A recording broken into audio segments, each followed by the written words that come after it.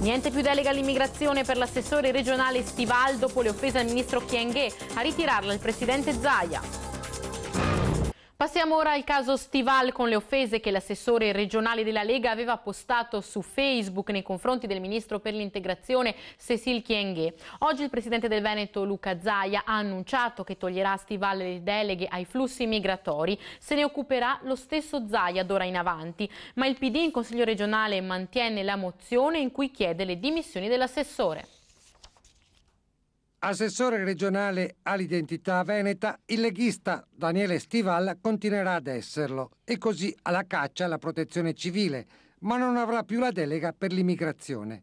Gliel'ha tolta il presidente del Veneto Luca Zaia per evitare imbarazzi e strumentalizzazioni, spiega. Stival era finito nella bufera per quel post su Facebook che di fatto riprendeva gli attacchi di stampo razzista al ministro dell'integrazione Kyenge, espressi da Calderoli. Polemiche e poi le scuse di Stival con una lettera al ministro. Dice ora il presidente Zaia, anche lui della Lega. Ho apprezzato la lettera inequivocabile che l'assessore Stival ha fatto al ministro Kyenge di totale scusa, anche addirittura con la disponibilità di farla di persona.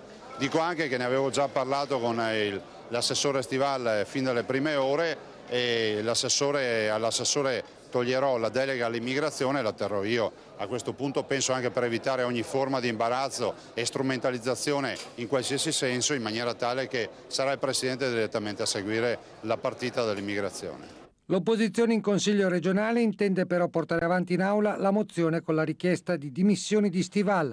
Lucio Tiozzo, capogruppo del PD, afferma che Stival deve proprio andarsene a casa perché non è più degno, per le posizioni intolleranti, di rappresentare la collettività veneta.